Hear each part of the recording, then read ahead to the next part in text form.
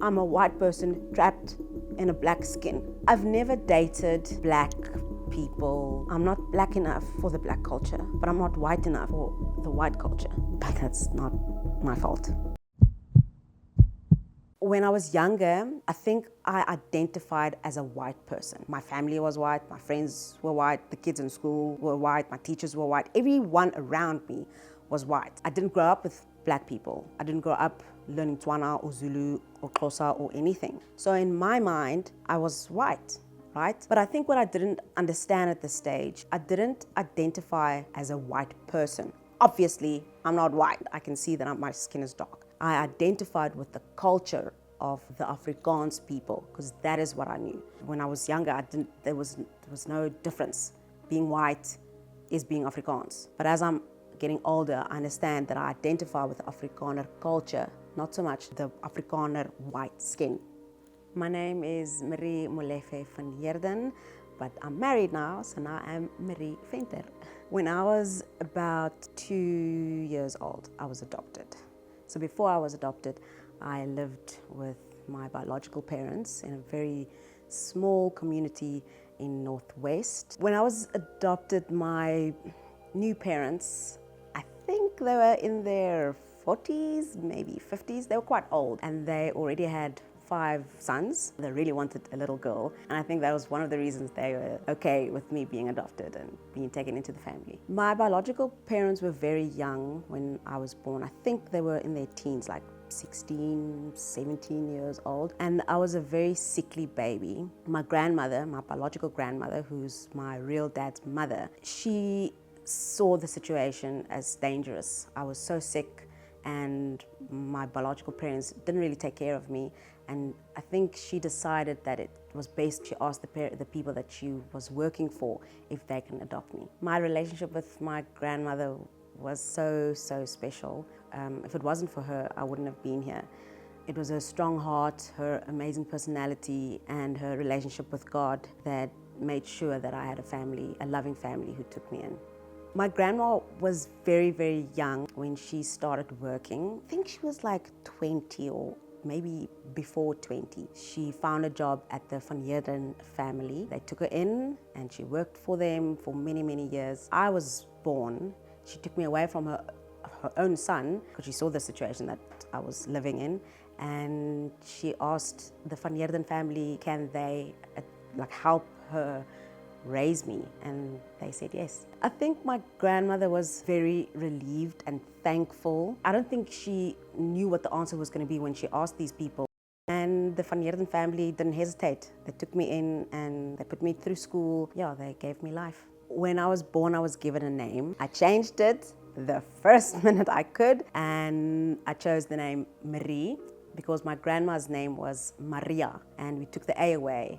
And that's how I got my new name. I kept Molefe as a surname so that it could remind me from where I come from. But I don't think I have to keep the whole name. I did keep a part of my past with me. When I say parents or family, I'm speaking about my Van Heerden family. When I think I was 12 years old, only then my Van Heerden family asked me, do you want to be adopted? Because they would respect me enough to wait until I'm old enough to understand what adoption means, what will it mean to take Van Heerden as a family name on, and that's why they waited until I was 12 years old to ask me, do I want to be adopted and be part of this family? And of course, I said yes. My relationship with my grandmother, it only grew and grew. She was one of my favorite people in the world, and unfortunately, I lost her a couple of years ago, and my dad. But I still think of her every day. I thank her every day for giving me life so that I can still be here today.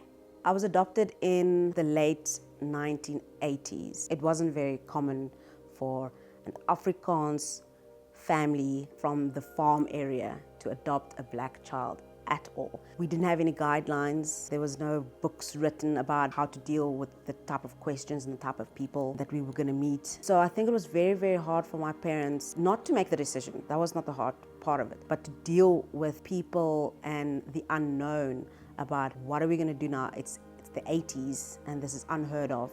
And even people in our own family didn't accept the decision that my parents made. So it was very hard for everyone going to this new venture, taking on a little black baby. Not everybody was happy with the decision my parents made. I was in a double medium primary school, but I was the only black child in the Afrikaans part of the school. It was hard. People found it very strange and weird, because aren't you supposed to be with the English kids, with the black kids? Why are you in our class? I was bullied just because I looked different, because I didn't fit in the box that people should be fit in. But it changed later on as I grew, as I matured. Children can be so mean. And yes, I was bullied just because my skin is black. So how do I identify? It's a difficult question, because I don't think there's anyone out there like me. I don't think it's about the color of my skin not being white. I think it's about my culture being super Afrikaans, because I was brought up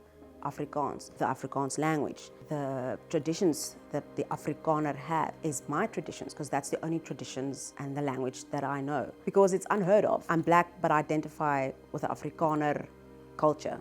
When I was younger, my views on the black culture was very negative, because in my eyes, I felt that abandonment from my family who are black.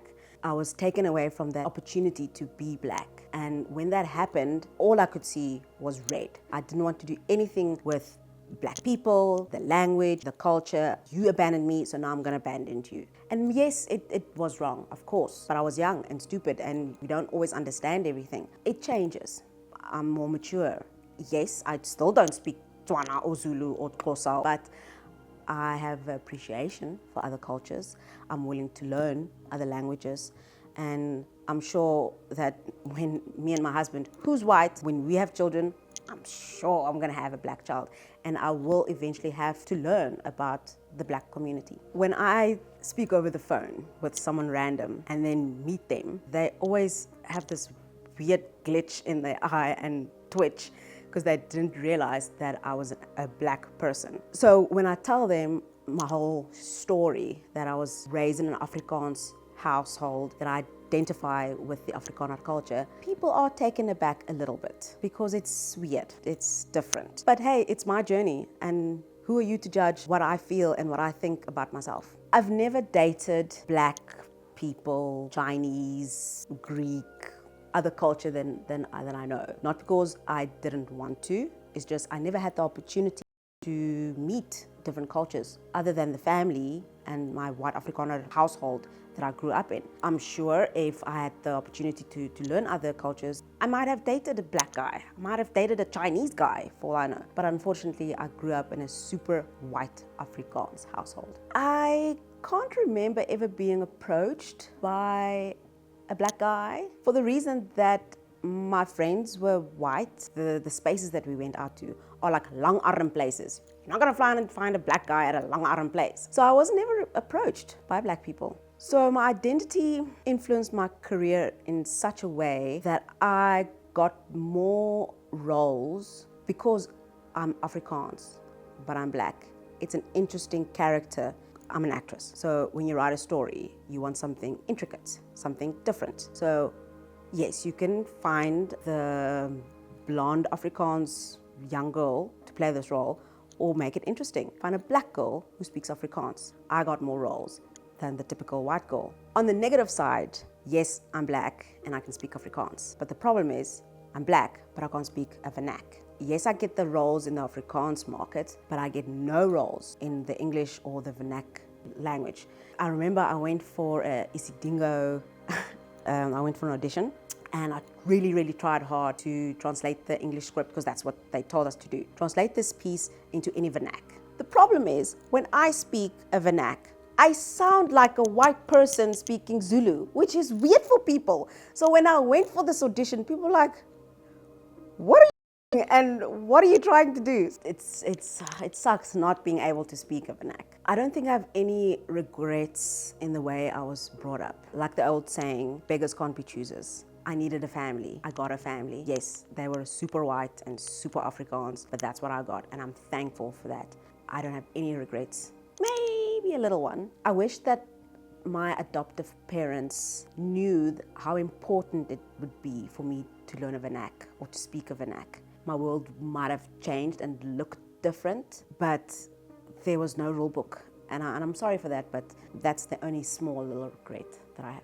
My life would have been totally different if I wasn't adopted. I was born into a very small village in the northwest with nothing. I didn't go to school, meaning I wouldn't have gone to school. I would probably be a domestic worker like my grandmother. Yes, I would definitely not be here if I wasn't adopted. I think when you are adopted, you will always carry that stigma with you. But I do remember where I come from, and I will never forget that. But I'm grateful and thankful for the Van Heerden family to take me in. But I'm a very proud adoptive person. What would I say to my biological parents is thank you for bringing me into this world. I'm doing great. I hope that you are doing great. I'm sorry that I'm not in your life, but this is what happened.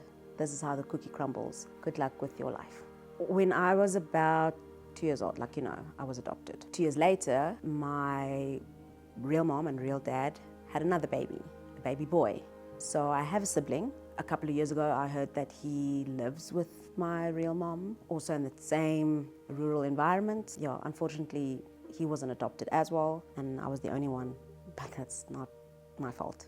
My grandmother worked for the Van Heerden family since I can remember. And she worked for them until life happened. We moved, I moved with them. And she stayed behind, and then she started working for another family. Not for very long, and then she went back home. I think we had this very special bond. I think she was the angel that God gave me. I used to speak to her every second, third day of the week. I helped her with everything she needed. She lost her hearing. I bought a little hearing aid. Any medical issues that she had, I paid for, no questions asked. I really helped her until the day she died. I lost her in June 2022. A few months after that, I lost my biological dad. I used to have a great relationship with my grand, but I think that relationship, it didn't die when she died. I still speak to her, even though not in person. I always believe that you are brought into this world for a reason. I lost my adoptive mom when I finished high school. Her journey ended